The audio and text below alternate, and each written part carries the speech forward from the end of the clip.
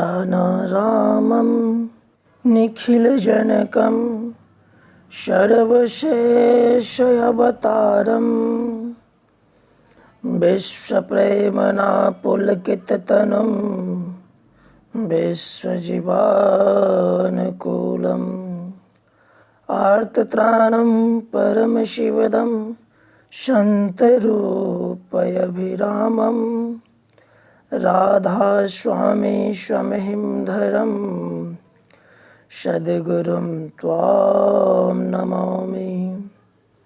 नमामि श्रीमहालक्ष्मी षोडशीकान्तसुन्दरं श्रीमन्तम् अनुकूलं त्वां श्रीमन्मोहिनी सूतं। जय गुरु। सभी इष्ट प्राण बंधु एवं माताएं, सभी के स्वस्थ जीवन का मंगल कामना करता हूं। सभी स्वस्थ रहें, मस्त रहें। और आज का जो आलोच्य विषय है वह है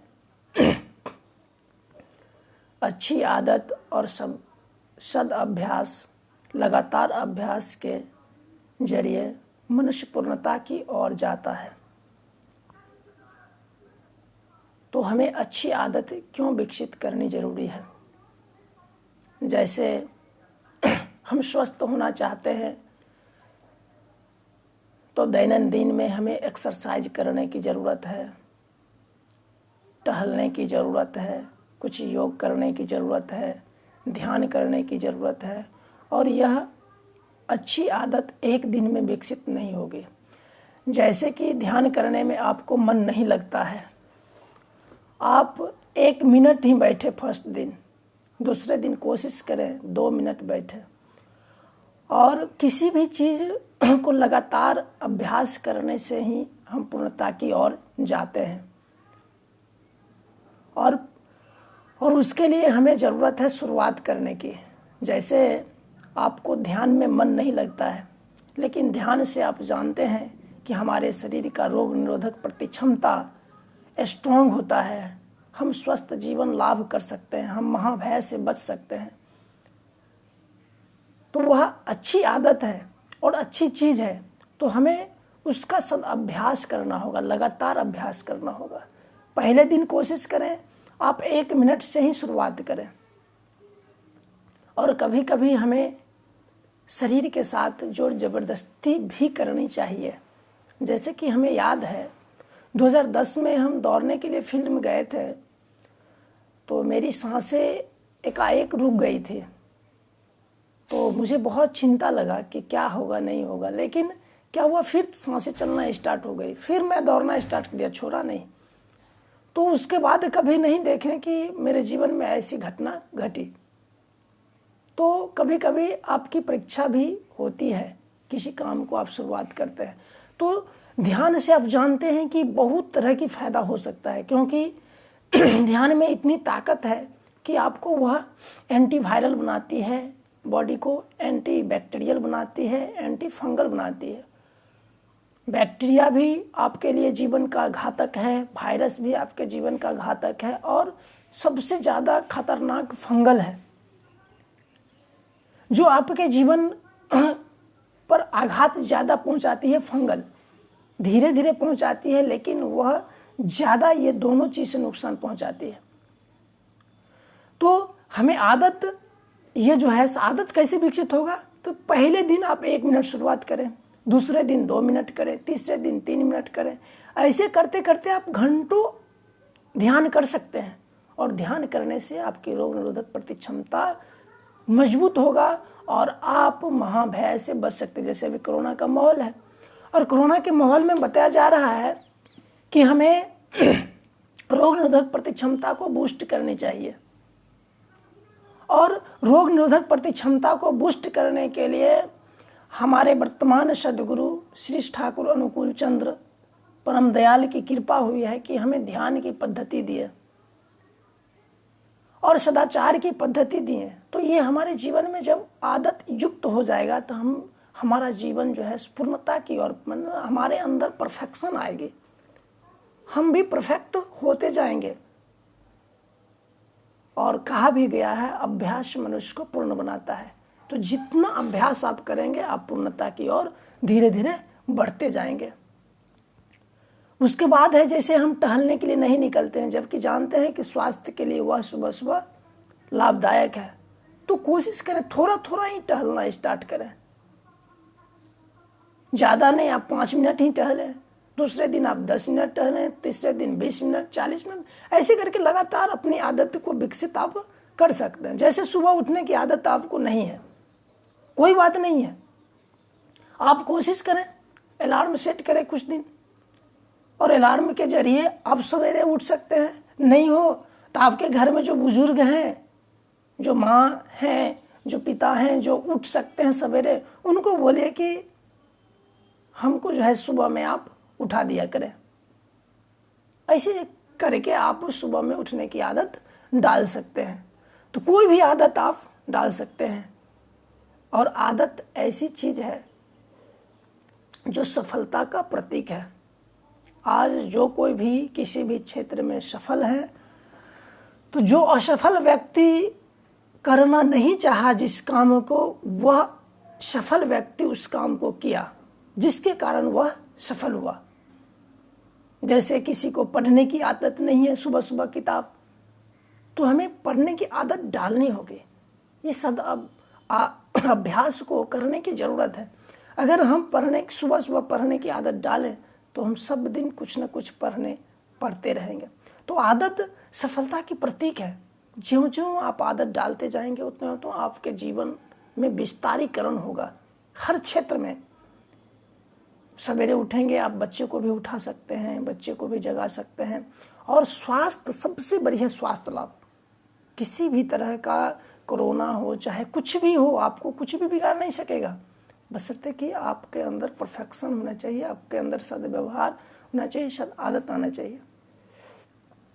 जैसे हर एक काम, तो ये स्वास्थ्य से संबंधित हुआ। जीवन को आप चाहते हैं अच्छा बनाना, पुस्तक का अभ्यास करिए। पुस्तक थोड़ा एक दिन पढ़िए, 1 पेज पढ़िए, 2 पेज पढ़िए, 3 पेज पढ़िए, ऐसे ऐसे करके आप लगातार धीरे धीरे किसी भी चीज़ में, और हमें जो है ना इंटरेस्ट भी पैदा होता है। कब? जब हमसे किसी चीज़ से जुड़ाव होता है और किसी काम को दिल से जब हम करते हैं।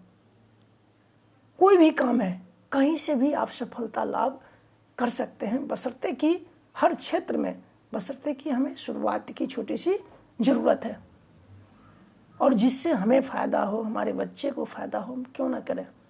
सवेरे उठने से कई फायदे हैं, तो हम क्यों ना सवेरे उठें।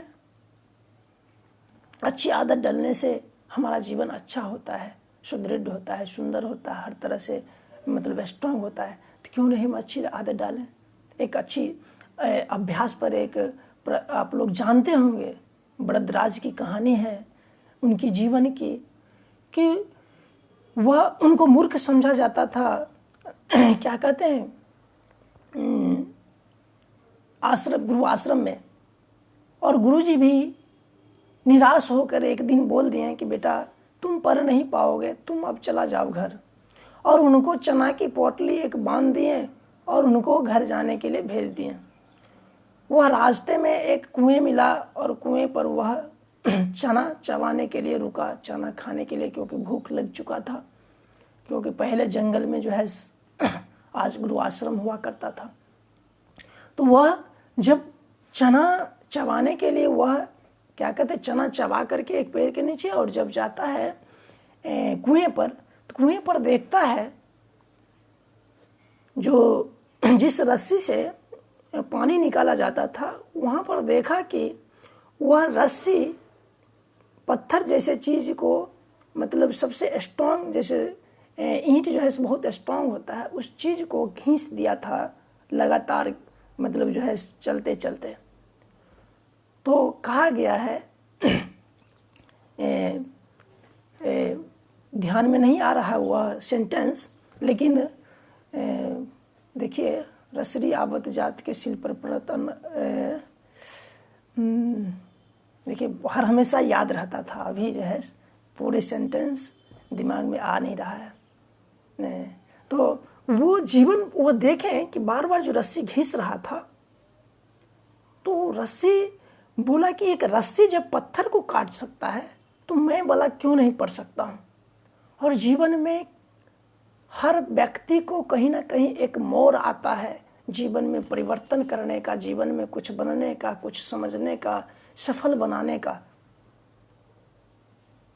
हर एक व्यक्ति के जीवन में ये आता है और कभी भी आ सकता है, किसी भी माहौल में आ सकता है।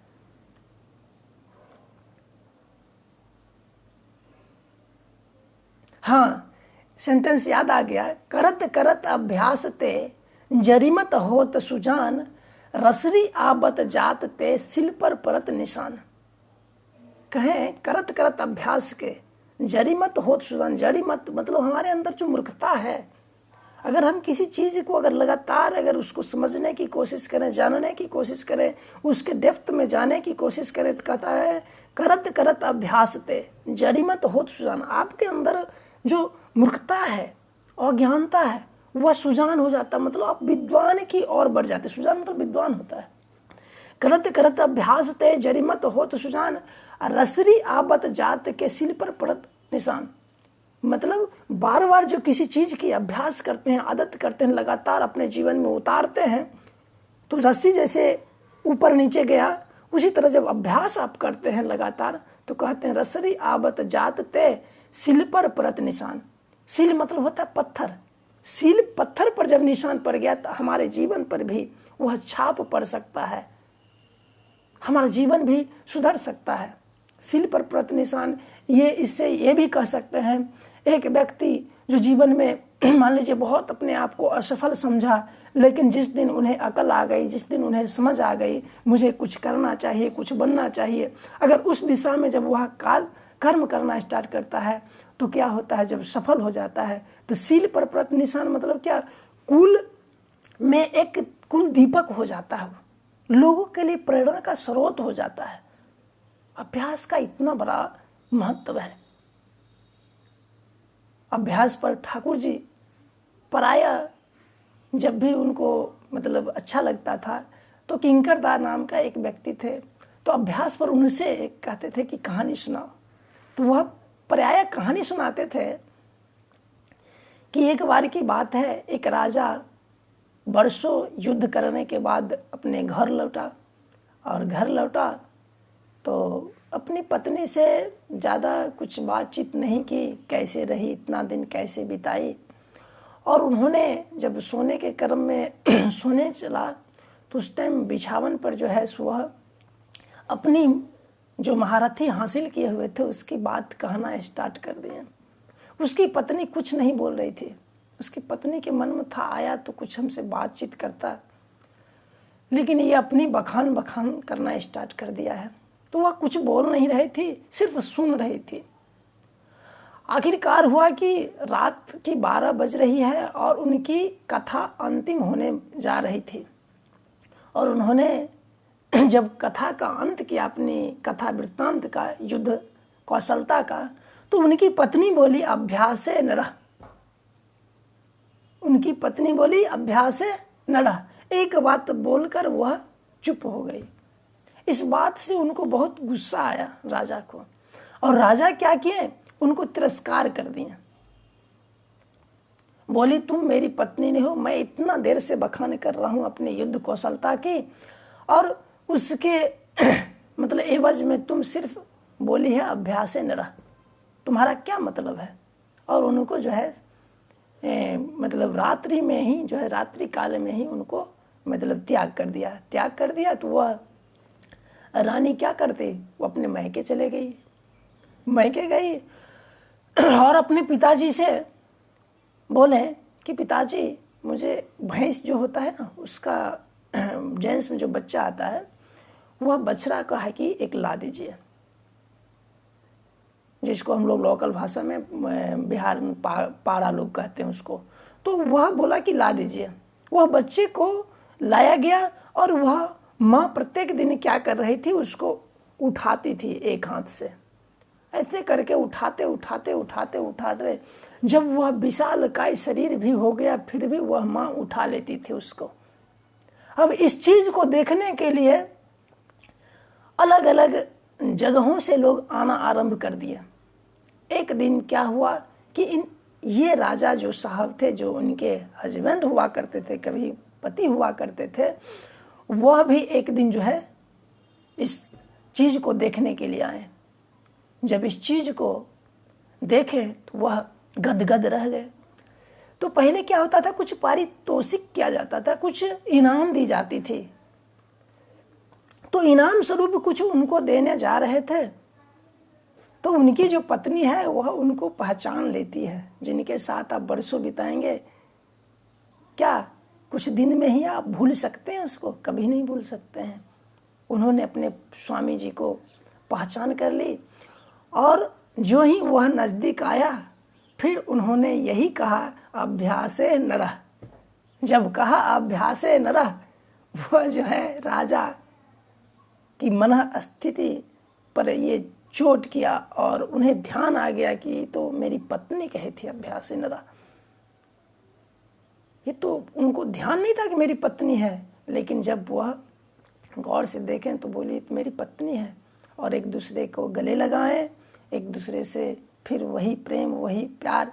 तो हम लोग कभी कभी एक दूसरे को जानते नहीं हैं, समझते नहीं हैं, अपनी बखान भी करना स्टार्ट करते, वो भी चीज़ होती है। जैसे हम लोग अभी याजन जैसे कर रहे हैं ठाकुर जी का, तो याजन करने के क्रम में आप कोशिश करें, जिनका भी याजन कर रहे हैं, अभी जैसे तो मोबाइल पर ही बात करते होंगे या किसी के यहाँ जाते ही हैं, कोशिश करें सबसे पहले उनके घर की जो है माहौल देख लें कि किस तरह का माहौल है, हर लोग कुशल है कि नहीं। मान लीजिए किसी घर में कुछ घटना ही घट गई है और आप गए, उनसे अपनी बातें बखान करना आरंभ कर दिए, तो वह कुछ नहीं सुनेंगे उस समय, क्योंकि उनका ध्यान कहीं और है या कहीं वह जाने वाले हैं। सबसे पहले कोशिश करें, किसी का याजन करने जा रहे हैं तो बहुत टेक्निकल चीज़ है कि उनसे समय के बारे में पूछें। अगर समय वह दे रहे हैं, उसके बाद फ़ोन से भी बात कर रहे हैं, आप पूछे समय आपके पास है, उसके बाद अगर बात करते हैं बहुत अच्छा रिजल्ट आएगा कि उनके जीवन में परिवर्तन आएगा, वह आपकी बात को समझेंगे। तो सबसे पहले ठाकुर जी कहते हैं, प्रेम की बात बोलने से पहले प्रेम करो। मतलब हमें पहले लोगों को अपना बनाना है। जो ही लोग अपना बन जाएंगे, वह हमसे याजित होंगे, वो हमारी बात को समझेंगे, और जब हमारी बात को समझेंगे तो हमारे प्रभु द्वारा जो प्रसाद दी गई है, यजन याजन इष्टवृत्ति स्वस्थेनी सदाचार, उनके जीवन में भी यह रूपायित होगी। यजन भी जो है अभ्यास की चीज़ है, याजन भी अभ्यास की चीज़ है, इष्टवृत्ति भी अभ्यास की चीज़ है, और स्वस्थेनी भी अभ्यास की चीज़ है, और सदाचार भी अभ्यास की चीज़ है। कोई हमारे अभ्यास से दूर की चीज़ नहीं है। तो हमें यजन को भी अगर स्ट्रांग बनाना चाहते हैं तो सबसे पहले हमें ध्यान से जुड़ना होगा, ठाकुर जी की प्रार्थना में बैठना होगा, ठाकुर जी की पुस्तक पढ़ना होगा। ठाकुर जी तो कहते हैं, तुम मेरी ग्रंथ जो पढ़ते हो पढ़ो, बहुत अच्छी बात है, अन्य पुस्तक भी पढ़ो, ताकि तुम लोगों को बता सकते हो। एक जगह हम देखे थे कि लोक व्यवहार बुक भी ठाकुर जी पढ़ने के लिए बोले हैं। अब सोचिए कि 1945 की बात है जो ठाकुर जी कोट किए हैं कि लोक व्यवहार की एक पुस्तक आता है कि मनुष्य को कैसे आकर्षित किया जाए, उस तरह की पुस्तक है। हमको किस तरह रहना चाहिए कि हमसे मनुष्य आकर्षित हो, तो उस पर एक पुस्तक है जो ठाकुर जी बोले, उसको भी पढ़ना चाहिए, ताकि आप याजन करने जाएंगे तो वह आपके टेक्निकल यंत्र के रूप में काम करेगा। और याजन करने से हमारा जीवन तो सुंदर होता ही है, दूसरा का भी जीवन सुंदर होगा, क्योंकि ठाकुर जी कहे हैं ना, दूसरे की मंगल कामना ही अपने मंगल कामना की प्रसूति है। याजन, ठाकुर जी बोले हैं, याजन से बढ़कर कोई दवा नहीं। अगर आप स्वस्थ रहना चाहते हैं तो याजन करें, लोगों को अच्छी नीति बताएं, अच्छी राह पर ले जाएं, आपको अंदर से प्रसन्नता मिलेगी। लोग बाहर खोज रहा है प्रसन्नता, बाहर खोज रहा है खुशियां, बाहर खोज रहा है सब कुछ, लेकिन सारी चीज आपके अंदर है। जिस दिन आप ठाकुरत्व को जगा लेंगे अपने अंदर, उस दिन सारा चीज आपके लिए आसान हो जाएगा। क्योंकि ठाकुर जी कहे हैं ना, सत्यानुसरण में अर्थ मान यश इत्यादि पाने की आशा में मुझे ठाकुर बनाकर भक्त मत बनो। ये सारी चीज चाहिए तुम्हें, पहले तो मत बनो ठाकुर का भक्त, लेकिन आगे कहे हैं, कहते ठाकुरत्व न जागने पर कोई तुम्हारा केंद्र नहीं, ठाकुर भी नहीं, धोखे देने पर धोखे में पड़े हो। ठाकुर जी कहते हैं न अपने आप को धोखा दो, न दूसरे को धोखा दो, अपने आप को योग्य बनाओ, कुशल बनाओ, हर तरह से दक्ष बनाओ। क्योंकि ठाकुर जी कहते हैं न, करना ही पाने की जननी है। और जो कुछ भी ठाकुर जी बोले आज तक मैंने किया हूँ वह सब मैंने करके पाया हूँ। उन्होंने कभी नहीं चमत्कार की बात बताई। चमत्कार की बात कोई उनसे पूछा था तो बोले जाओ ना रसोईया से पूछना मेरी चमत्कार क्या है।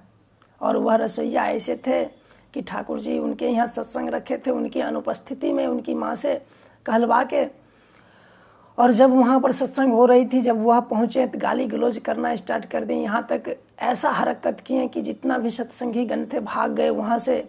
और ठाकुर जी आराम से बैठे हुए थे और मुस्कान भर रहे थे अंदर से। वह देखकर हतप्रभ रह गए कि ये कैसे आदमी है कि हर एक भाग गया और ये बैठे हुए हैं। तो ठाकुर जी बोले हैं ना सत्यानुसरण में, सफल होने चाहते हैं, अगर किसी चीज को प्राप्त करना चाहते हैं, किसी को अपना बना चाहते हैं, कहा एक जगह प्रशांत चित्त से समस्त सहन करना होगा, तब तुम्हारा उद्देश्य सफल होगा। प्रशांत चित्त मतलब क्या? बिल्कुल विशेष रूप से आपको सहन करना पड़ेगा हर एक चीज को। आप याजन ही करने जा रहे हैं, आपको बुरा भला बहुत लोग कह सकता है, कहेगा हम भगवान को नहीं मानते, बहुत लोग कहेगा कि आजकल ये सब मतलब ऐसे हैं, मतलब वो ऐसे हो गया, वो ऐसे हो गया, तरह तरह की बातें याजन करने जाएंगे तो आपको लोग कहते हैं। तो आपको कुछ नहीं बोलना है, आप यह कह सकते हैं कि जो याजक देवता मेरे थे वह भी जब हमें याजन करने आए थे तो मैं भी उनसे यही कहा था, लेकिन याजक देवता जब मुझे इस चीज़ को बढ़िया से समझाया, जब मुझे इस चीज़ से प्रेम हुआ, आज मैं इससे बहुत लाभ ले रहा हूँ। मैं स्वस्थ हूँ, मेरा परिवार स्वस्थ है, हम लोग अच्छे नीति का पालन कर रहे हैं, मेरे बच्चे अच्छे नीति का पालन कर रहे हैं। मेरे अंदर क्या कहें, खुशियाँ का हम बखान नहीं कर सकते हैं। वह जो भी कहे आप उनको अहंकार पर ठोकर नहीं देना, क्योंकि ठाकुर जी कहते हैं किसी के अहम पर ठोकर नहीं देना है। सुधार करना है उनके जीवन में, लेकिन अहम पर ठोकर नहीं देना है। देखिए ना, हेमचंद्र दास 7 व्यक्ति को खून करके मतलब जो है ठाकुर जी के आश्रम में आए थे। उनकी माँ, उनकी पत्नी, उनके बेटे, उनके मतलब रिलेशनशिप, कोई ऐसा व्यक्ति नहीं हुआ जो उनको एक्सेप्ट कर सके उस अवस्था में। और उनको मतलब थाना की तरफ से भी जो है वारंट हो चुका था कि जहां देखो उसे गोली मार दो।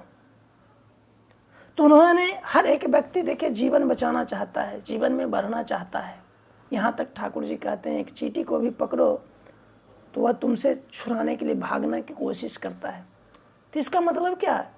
बीइंग और बिकमिंग, ये धर्म जो ठाकुर जी बोले हैं, ये मतलब बचना बढ़ना हर एक चीज चाहता है, हर एक व्यक्ति चाहता है। तो उसके लिए जरूरत है अपनापन, पहले अपनापन दिखाना होगा किसी के हम पर। वो जहाँ है, जिस संस्कार में है, रहने दीजिए।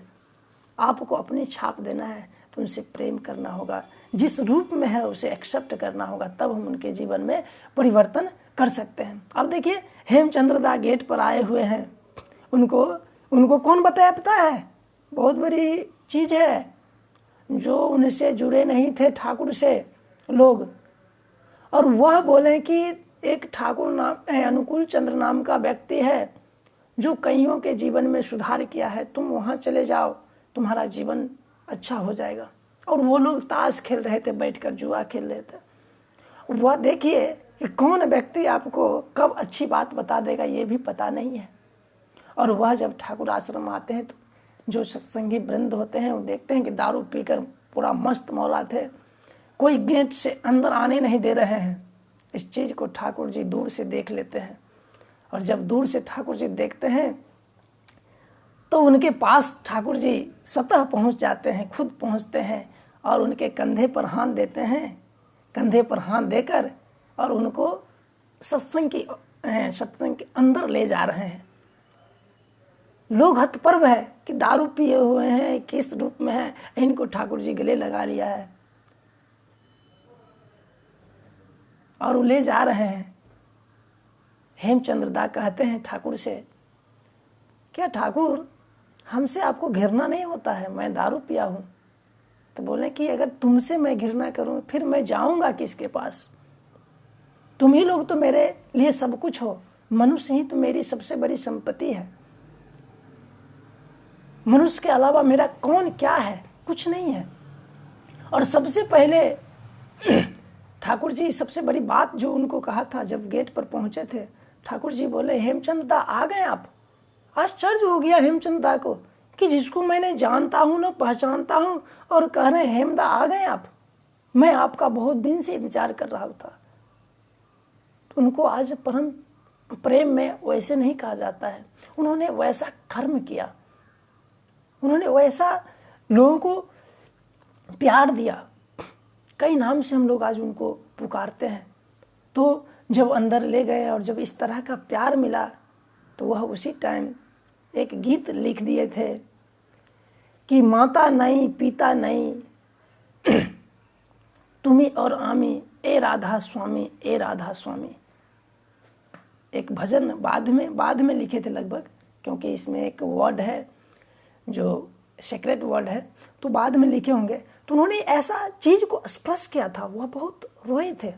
और उसी टाइम जो है ठाकुर जी बोले भक्तगण से कि एक रूम खाली कर दो इनके लिए और पूछो इनसे क्या क्या खाएंगे। तो उन्होंने कहा था मछली खाएंगे, रेहू मछली और चावल। तो उनको जो है रेहू मछली, अब सोचिए कि सत्संग में, जिस सत्संग आश्रम में प्याज लहसुन नहीं चल रहा है, उन्हें क्या कहा गया था, उन्हें कहा गया था कि रेहू मछली चाहिए, उसके बाद शराब का बोतल भी चाहिए। और ठाकुर मंगवाए थे उनके लिए, यहाँ तक कि ठाकुर खुद बनाकर उन्हें पिलाए थे। और एक दिन इतना वह पी लिए थे कि ठाकुर जी उस टाइम उसी के पास बैठ गए और क्या हुआ था कि उल्टी उनके शरीर पर कर दिए थे, ठाकुर जी के शरीर पर। और सुबह में जब देखते हैं कि उनके बॉडी पूरा गंदा है, वैसे बैठे रह गए। उस दिन भोजन भी उस रात में नहीं किए, मतलब भोग लगता था, भोग भी ग्रहण नहीं किए थे। उसके बाद जब देखते हैं कि ये ठाकुर जी की बॉडी पूरा गंदा है, तो वह जो है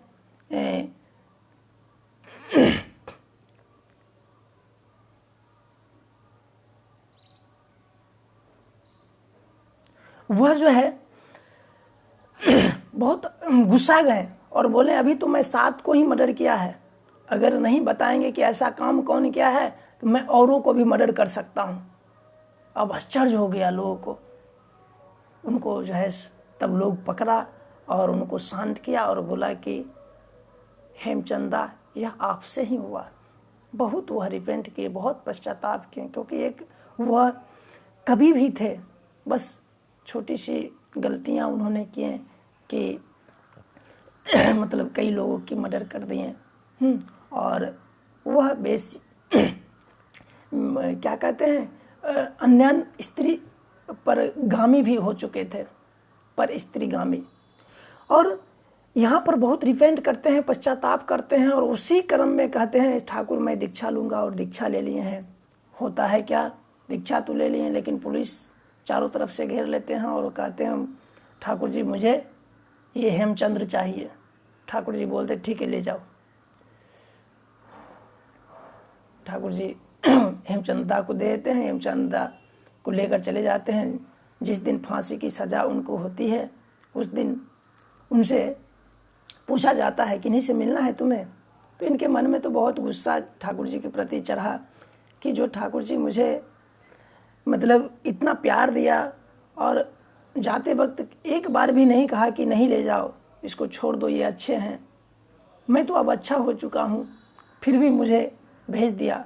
तो बहुत अनाप शनाप उनके मन में आता रहा। लेकिन फिर भी जब उनसे पूछा गया कि आप किन्हीं से मिलना चाहते हैं अंतिम बेला में, उन्होंने कहा कि जिस आश्रम से मुझे लाए हैं उस आश्रम के जो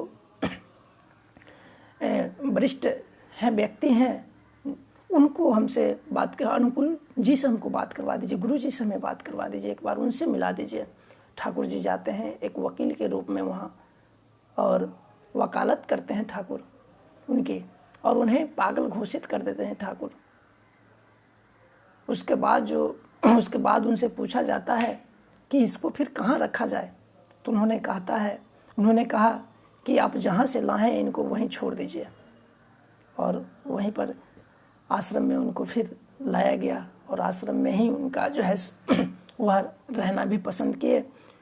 तो उनके जीवन में बहुत ढेर सारी खुशियाँ आ गई पुनः कि जिसके बारे में मैंने क्या क्या कहा, लेकिन अंतोगत्वा उन्होंने मुझे छोड़ा नहीं।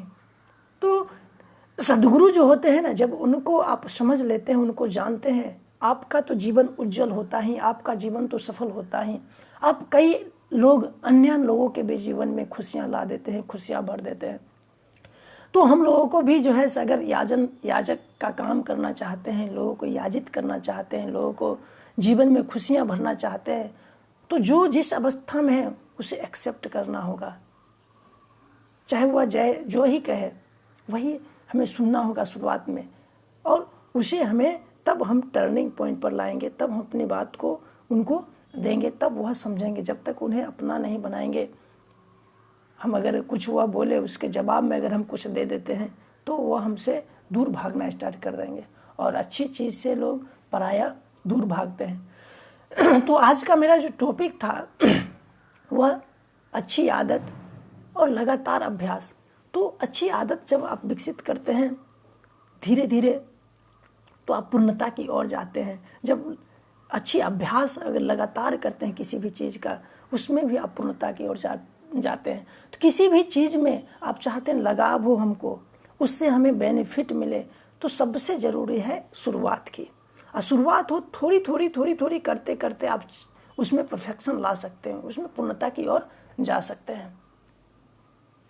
तो सभी को मेरा जय गुरु, और सभी के लिए मैं मंगल कामना करता हूँ परमपिता से कि सबका जीवन स्वस्थ रहे और मंगलमय पथ पर चलता रहे। इसी शब्दों के साथ जय गुरु।